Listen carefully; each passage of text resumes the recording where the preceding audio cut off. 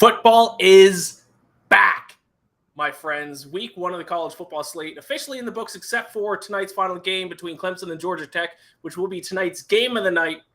And then the NFL starts on Thursday with the Rams and the Bills. I am excited. I'm joined today by Peter Dewey. Peter, are you excited for football season?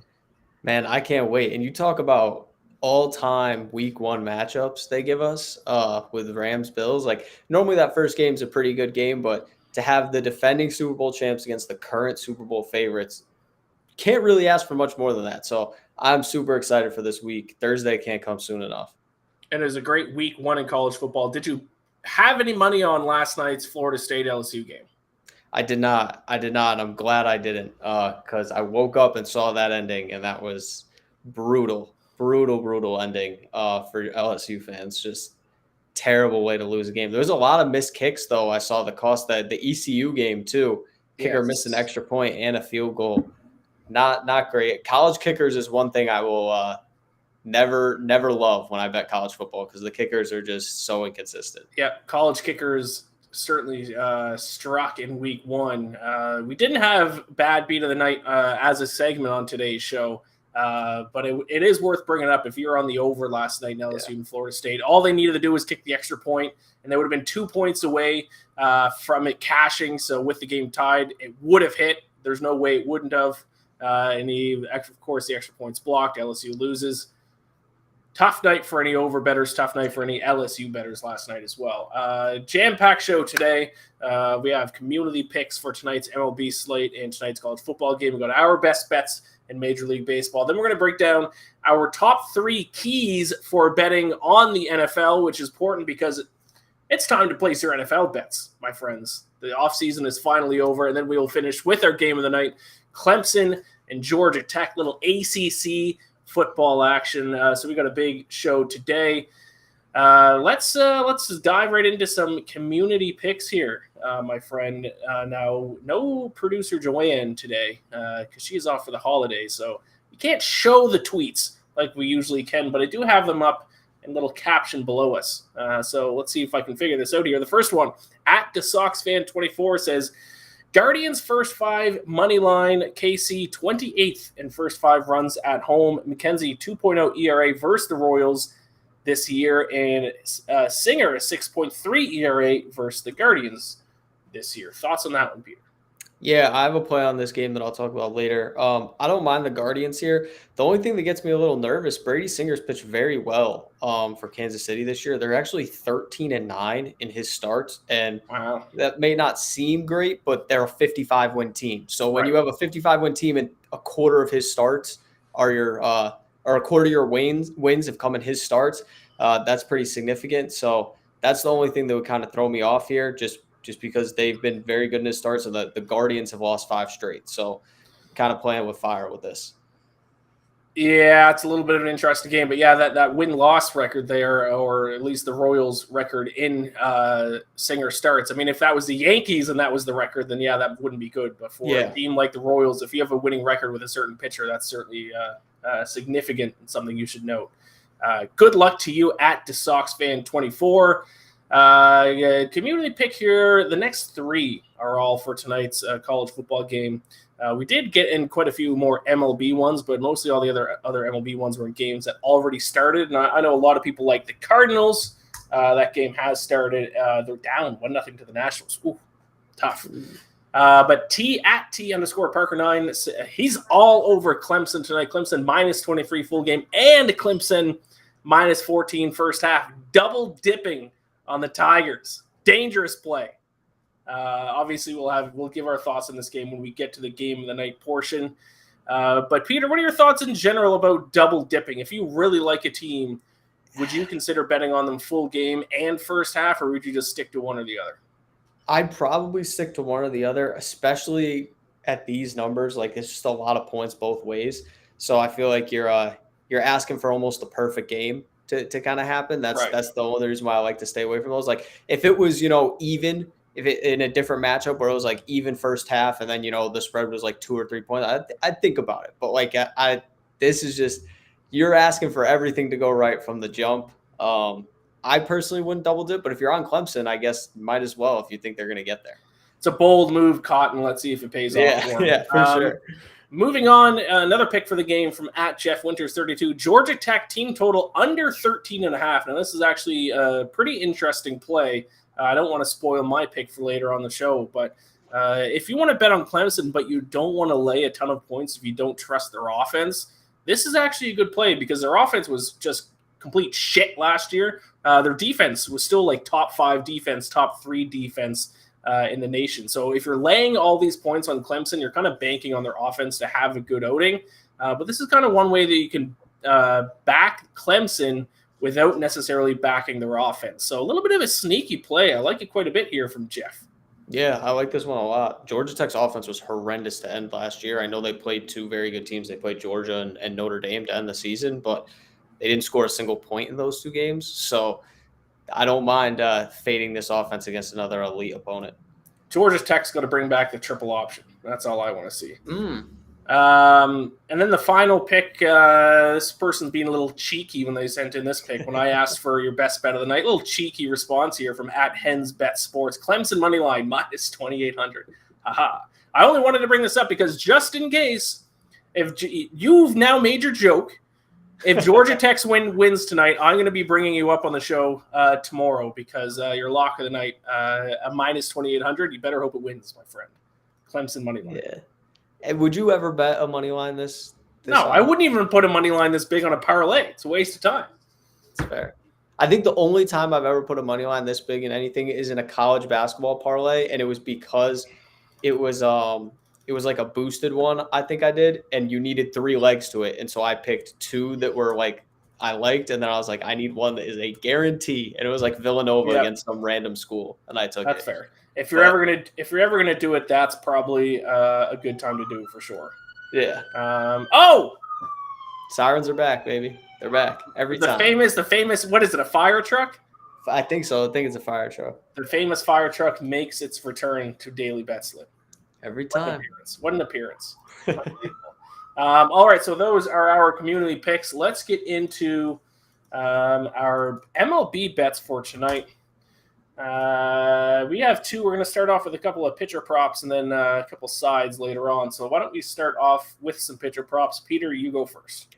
Yeah, so I'm taking Logan Webb under 5.5 hits allowed tonight against the Los Angeles Dodgers. Obviously, anytime you're betting against the Dodgers, you're going to be like, I don't know. But Logan Webb, I think this number is just a little bit too high for my liking, especially because we're getting it at plus money. If we weren't getting this at plus money, I'd probably stay away from it just because it's a kind of teetering right on that line. But you look at what Logan Webb's done this season, especially against the Dodgers in his career too. But so far this season, 7 of his last 10 starts, he's finished with 5 or fewer hits allowed. He has a 1.18 whip on the season, so not really giving up a lot of base runners. And against the Dodgers, so his last start against them came on August 1st. He gave up 8 hits and 6 earned runs. But earlier in the season, or in July, he had a very solid performance against them where he allowed just 5 hits, 1 earned. So it's not like he's incapable of shutting down this Dodgers team. And you look at the full sample size of his career against the Dodgers. He's had 8 starts against them. He's allowed just 36 hits in 40 2/3 innings. So less than a hit per inning. I think he gets you about 5 to 6 innings tonight. If the Giants sustain this game, they actually been playing better. They swept their weekend series. So maybe they're kind of trending on the up. But Logan Webb's got a 2.89 ERA this year. Been one of the better pitchers in baseball. It's unfortunate the Giants haven't been that good. So 5.5 hits to get plus money on the under. I don't mind it, especially because you also have, if he does get knocked around early, maybe he gets pulled before he even has a chance to allow this many hits. So I think there's 2 ways to look at it as a value prop in this night game. Logan Webb under 5.5 hits allowed. Little plus money prop there. I also have a plus money prop, but I'm looking at strikeouts. I'm going to go Jose Suarez over 5.5 strikeouts at plus 106 tonight. He's getting the start for the Angels against the Tigers. And he's much better when it comes to strikeouts at home. 8.3 strikeouts per 9 innings on the road this season. 9.3 at home. And also, he's been doing pretty well in this department recently. His strikeout rate increased from 7.3 strikeouts per 9 innings in July all the way up to 9.1 strikeouts per 9 innings in August. And dating back to August the 1st, the Tigers are the worst team in Major League Baseball when it comes to strikeout rate. They have been striking out on 26.8% of their plate appearances. So another little plus money MLB prop for tonight as well. Jose Suarez over 5.5 strikeouts at plus 106. He diced up my Yankees in his last start, so don't mind that play at all. I was going to try to go the whole show without chirping your Yankees. They did win today, so it was going to be harder for you to chirp. When I didn't see that. I saw it was 2-2 last I looked. Aaron Judge hit another home run, so they just have to give that man the MVP. He's insane. He is truly carrying that team in his back right now, because every time they win, wasn't it against the Rays yesterday as well? Like he homered for one of their runs, and then like the other one run he got on third and then got in the sac fly thing. Yeah. If they don't have him on the team, I don't know if they've won a game since the All-Star break. That's how crazy it's been. It's just every game it's him. Yeah, I can chirp the Yankees. I can't really chirp Aaron Judge at this point. All right, let's move on to our other MLB bets now that we're through with the prop bets. Hit me up with your second one. Yeah, so my second play of the night is my lock of the night. If you check the sign behind me, little lock of the night here. Did a little quick hit video on this earlier. You can check that out over on my Twitter and on the BetSided Twitter. I'm taking the under in Guardians Royals, under 7.5, minus 125. And this one, Ian, I found this is a crazy trend. So I liked the pitching matchup in this game. As we talked about, Tristan McKenzie versus Brady Singer. Royals have done very well in Brady Singer starts. Tristan McKenzie, last 11 starts, he has a 2.24 ERA. Brady Singer over his last 11 starts has a 2.53 ERA. So both of these guys pitching very well right now coming into this. But over the Guardians' last 14 games, so this is going all the way back to August 19th, 13 of those games have finished with 7 or fewer runs. The only one that didn't was yesterday when they lost to the Mariners 6-3. So we've had 13 of the last 14 games. The Guardians really struggling to put runs together. And a big reason why is they're 28th in runs scored and 26th in OPS over the last week. They've lost 5 in a row. So normally this is a spot where I probably would have thought about betting on the Guardians, but just because they've been playing so poorly, I didn't want to. So I think the under here is the play. Got 2 good starting pitchers. And the Guardians have one of the best bullpens in baseball. So I think even if McKenzie comes out of the game, you at least have one side that you can trust to keep this low scoring. I like it. I cashed on a Guardians under bet here sometime within the past couple of days as well. So Guardians Royals under 7.5. For my next best bet, I'm looking at the Padres and Diamondbacks matchup tonight. I'm going to go with the Padres run line minus 110. Surprisingly, before I actually kind of talk about why I'm betting against the Diamondbacks, they've quietly been actually one of the hotter teams in the majors recently. 8-2 in their last 10 games. Shout out to the Diamondbacks. Going to fade them today, though, because they are starting a guy who's making his major league debut. Ryne Nelson is, I'm guessing how you pronounce his first name, Ryne, making his MLB debut. Now, sometimes I see a lot of people will automatically fade a team when they're starting a pitcher who's making their MLB debut. I'm not that guy. If anything, I like to do the opposite. I kind of underreact to that. But kind of hard to trust a guy who in 26 AAA starts this season has an ERA of 5.43. So this guy has not exactly been lighting it up in the minors so far this season. So 5.43 ERA in the minors. I suspect the Padres are probably going to get to him, especially because the Padres offense pretty good recently, 8th in the majors in OPS dating back to August 1st. And Blake Snell gets a start for the Padres. And Blake Snell is a guy who early in the year I was fading.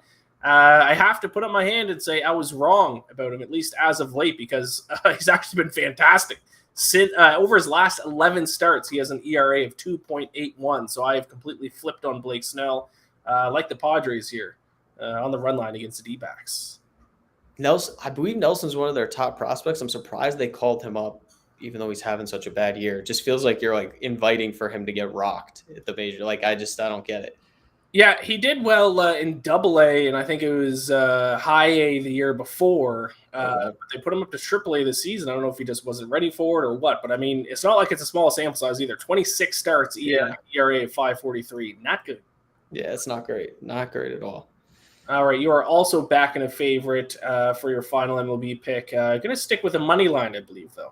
Yeah, I've gone back and forth between run line, money line, and this one. I'm just going to play the money line. It's at minus 170. I'm taking the Astros against the Rangers tonight. I don't love laying the juice here. Talking about starters making their MLB debut, the Astros' top prospect is making his debut tonight, Hunter Brown.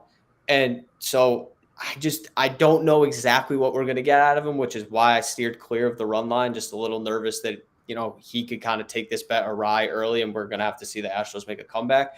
But Martin Perez is going for the Rangers, and he's an all-star this year, had a huge bounce back year. Very glad to see that for him as a veteran pitcher in this league. It's cool to see, but he has gotten rocked by Houston in back-to-back starts. This is going to be the 5th time he's faced them this year. His last 2 starts against them, he's pitched 10 innings. He's allowed 12 runs on 15 hits. He's allowed at least 5 runs in both of those starts. Just simply has not been good against them. And could just be the Astros have seen him a bunch of times. I think I was saying in the story I wrote today that they have his number. They probably do. They've seen him twice in the last month. This will be the 2nd time they see him in a week. So just not a matchup I love for him. And also the Rangers bullpen has been horrendous.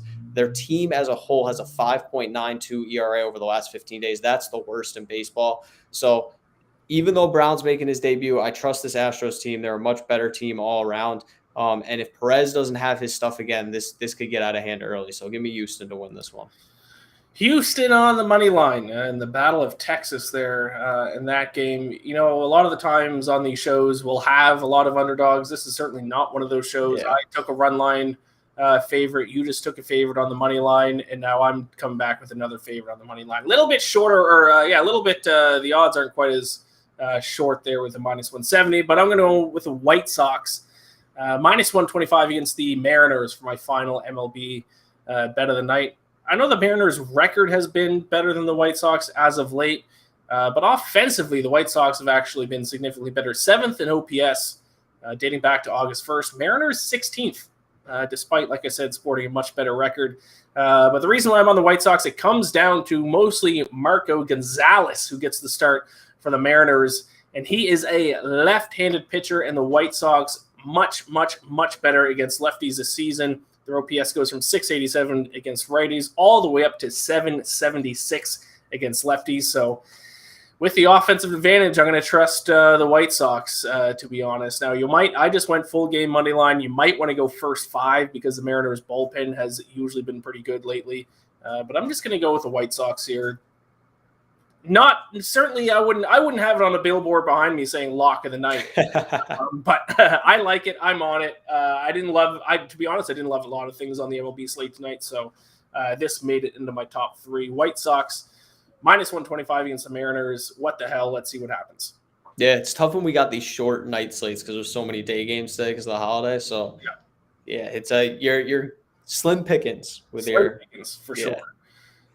So go ahead, and we usually at this point we would have a fancy little recap graphic. But because there's no producer here today, we're just going to read them off manually. You can see them on the bottom there. I'm on Jose Suarez over 5.5 strikeouts, Padres -1.5 against Diamondbacks, White Sox -125 against Mariners, and Peter, you're on Logan Webb under 5.5 hits allowed, Guardians Royals under 7.5, and Astros -170 against the Rangers. Sounds like a 6-0 sweep to me. Sounds like it to me too. I'm really liking it. I just noticed I'm on 2 unders tonight, so I'm just hating offense, which I always feel like I'm going to come back to regret that, but it's okay. Felt good when I placed the bets. That's what matters. Before we get into the game of the night, when we're going to talk about Georgia Tech and Clemson, with the NFL season starting this week on Thursday night, figured we'd give out some of our own personal tips for betting on the NFL. So we each have 3 keys that you should consider when placing your NFL bets this season. Peter, why don't you just start us off, list all 3 of them, and then I'll give my note afterwards. Yeah, so my first one is to go beyond the trends. And I'm somebody who really likes trends when it comes to football. I think there's a lot of good things that come from looking at the trends. But at the same time, you can't just blindly bet a trend. Teams and coaches are in different situations every year. There's different personnel. There's different quarterbacks at times. Coaches go from different situations. Obviously, they're switching teams. So don't blindly bet a trend. If you use it as part of the reasoning for making a bet, completely fine. But there's a lot more that you got to go beyond. Go to the stats. Go to the matchup. It can't just be the trend. That's my first one. The second one, kind of hinted at it. Matchups matter. So you might have 2 teams that look like, one's the superior team record-wise, but it also depends on how they match up defensively, offensively. I think last year we talked about it a lot in the NFC playoffs with the 49ers and the Packers and how that was a bad matchup for the Packers. Even though they were the far superior team during the regular season, had the better record, were at home, all that stuff was great. But the 49ers ran the ball very well, and the Packers had a bad run defense. And it ended up matching up very well for San Francisco in that game. So I think that's something you have to make sure. Don't just blindly bet a team based on their record. Go through the matchup, see where this team's strengths are, where the other team's strengths are, and figure out which is going to work best for you. And then the last one, this is one that I have to tell myself a lot, so I think it's an important one. Don't let your fandom or favorite players decide your bets. Yes, you may be a Broncos fan like myself. You may be a Cowboys fan, but that does not mean you need to bet on them every week. Staying away sometimes is the better decision. Also, just blindly betting on them because they're your team, it's going to leave you even more frustrated if you end up losing. So make sure you're doing your research, especially before you bet on your team. And same thing for players. Don't just strictly bet a player's prop because you like the player. Like, make sure you're going back through, and this goes back to the matchups thing. Check if it's a good matchup for this player. Is this number juiced from the week before? Did it go up because they had a good game? I know a lot of people you like betting on fantasy guys and stuff like that. It's great, but make sure you're not just betting on them because they're on your fantasy team. There's a lot more to look into statistics-wise, matchup-wise. So those are my big 3 keys. There you go. 3 keys for betting on the NFL. I would say with that last point, don't bet on teams that you cheer for. I like sometimes doing the opposite, though. What I call the old emo hedge. Emo hedge, yeah. I call it that way. If your team wins, hey, you're happy for that. You lose your bet, but then if they lose, it gets the blow gets softened a little bit by you lining your pockets. So obviously, that's just not a good general strategy, but it's one I've used in the past. The old emo hedge. All right, let's get into my 3 keys for betting on the NFL. My first one is don't always just necessarily bet on the team that you think is better, especially in a sport like football where a spread is involved. For example, you're looking at week 1 this season. You see the Ravens and the Jets. The Ravens favored by 7 points. Ravens are one of the most bet on teams in the NFL. But yeah, are they a better team than the Jets? Yes. Are they deserving of being 7-point favorites, though? Well, maybe not. That's maybe something that you should consider. If sports betting was as easy as betting on the better team, we would all be rich and sports books wouldn't be literally like castles made of gold. So that's my first NFL tip. Number 2, and it's the same one as Peter, your number 2, styles make fights. They say that all the time in UFC, and it's true for betting on every other sport. You got to look at matchups. You got to look at what a team does well, what a team's weaknesses are, and then compare that to their opponent. If a team might not be generally as good as their opponent, but they match up in a couple of key areas, that might be a good bet, especially on the spread. They could keep it close. And then finally, this is just a good tip for how you should actually bet on the NFL. What you should do is look at a matchup and set the spread yourself before you even look at what the sportsbooks have it. If the Falcons play the Saints this week, before you even look at what the line is, look at all your stats, look at the trends if you want, look at all the information you can get, look at injuries and all that stuff. Set the spread yourself and then base your bet on how the spread compares to the spreads that the sportsbooks have. For example, if you think the Saints should deserve to be 3.5-point favorites, but the sportsbooks have them set as 5.5-point favorites, then bet on the Falcons. Even if you think the Saints are the better team, that by your system gives the Falcons a 2-point advantage. That's how professional bettors do it. Now, professional bettors, when they do it, they have algorithms and computers that spit out the number for them. But if you're not a professional bettor, like most of us aren't, you can still look at stats. You can still go through your methods. Set the spread yourself, compare it to the sportsbook spread, and then bet the side that has the advantage.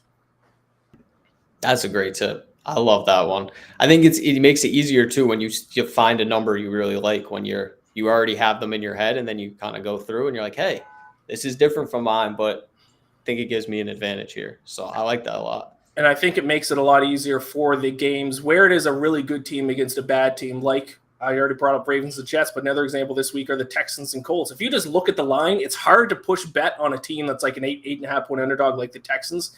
But if you already have the spread set in your mind and you think the Colts should be 7.5, but then you see the sportsbooks have them at 8.5, follow your system. Even though it's going to be hard to push that bet button, by your system, you should be betting on the Texans because you think the line is 1 point closer than what the sportsbooks have it as. So That's how I bet on NFL. It's been, helpful, and it's worked for me the past couple of seasons. So if I had one tip, it would be to do that.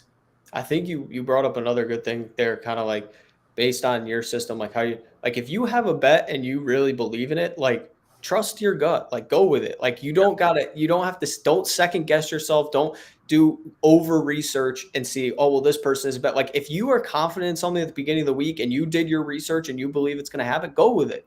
Like roll with it, because at the end of the day, you're going to be more angry with yourself if you switched your bet off of the research you did than if the bet that you were confident in loses 100%. So, if you go through the process and the process feels right to you and that's what you end up betting and it doesn't work out in your favor, so what? You can go back to the process and do it again.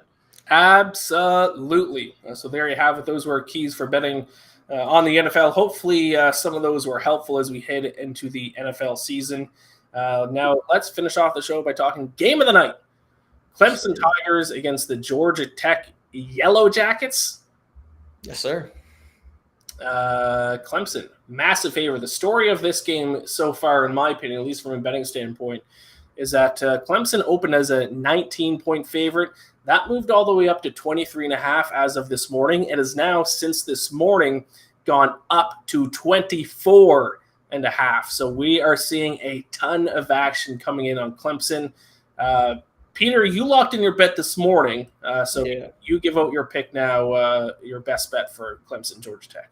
Yeah, I wish I locked this in earlier, but I have Clemson minus 23.5. I think they're going to win this game and win it pretty easily. I mentioned this at the top of the show. Georgia Tech shut out in their last two games against Notre Dame and Georgia last year. And normally it'll be like, oh, well, that's top competition. Well, that's what this Clemson team is. They struggled against top competition last year. When they played Clemson last year, they only scored 8 points. It was a 14-8 loss because Clemson's offense was stuck in mud. But again, they are going to struggle to score the ball against an elite defense like this. Iain talked about how, Clemson had one of the best defensive units last year. They were a top 10 defense. They returned most of those guys. If you head over to BetSide, you can read our guy Ben's updated betting preview. They returned a ton of guys from last year's team defensively. So expect a similar defensive output. Obviously, the offense is in question. I'm going to butcher the name, but I looked up the pronunciation. DJ Uiagalelei, I believe is how you say it. Better than what I was going to say here, sure. Yeah, hoping he can turn things around. Second full season as a starter. At the same time, Clemson might just be able to run the ball a little bit. I am a little concerned about a backdoor if Clemson decides like they're up by enough and they pull some people out. But this is one of the cases where I can see Clemson winning this in a blowout. I can't see Georgia Tech keeping this close just with how their offense is compared to this Clemson defense. So if Clemson has any kind of offensive improvement from last year, I think they roll in this one. So that's why I'm rolling with them. So obviously, as I mentioned when we first talked about this game, the line has now moved up 24 at some books, 24.5 I'm seeing at FanDuel specifically. You still bet it at 24.5. I know you locked it in at 23.5, but for people who haven't bet on it yet, would you still recommend it at 24.5?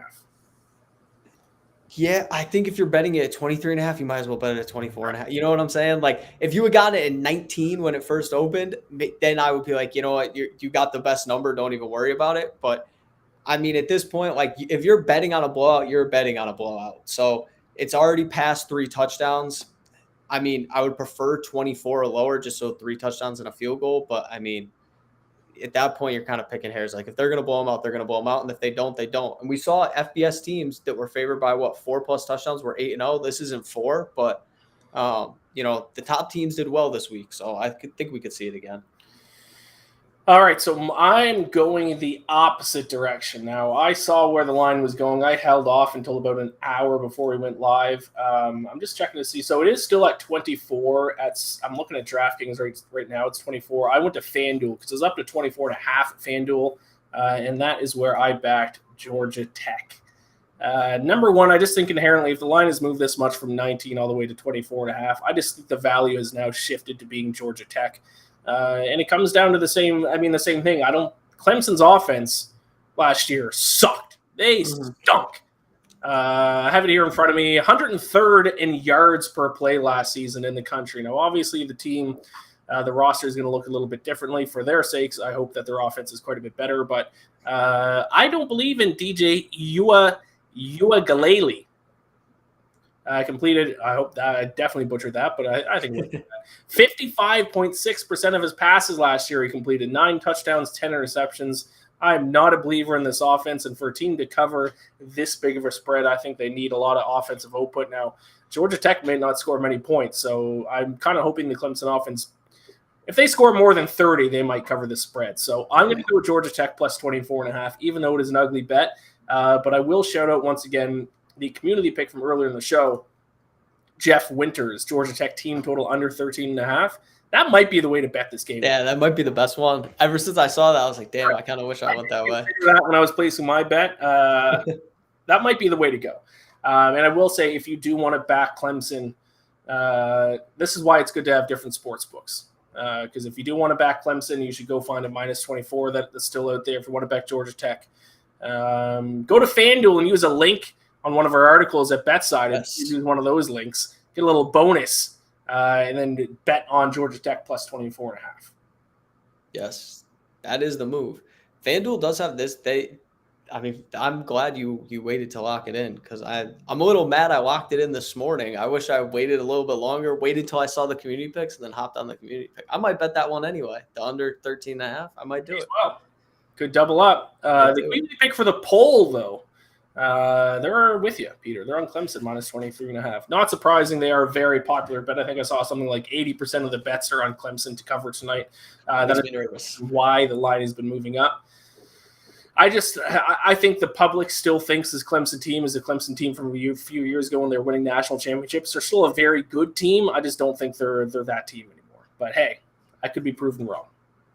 Yeah, it's really all going to come down to I think, if Georgia Tech can put double-digit points on the board, it's going to be real tough for Clemson to cover this number. But if they pull another game where they don't score, if they go scoreless, all of a sudden it's Clemson better cover, that they better blow them out by that. So I really think we're going to see first couple possessions of the game. I'm very intrigued to see the Georgia Tech offense, and if they're moving the ball, probably going to be in trouble for my bet.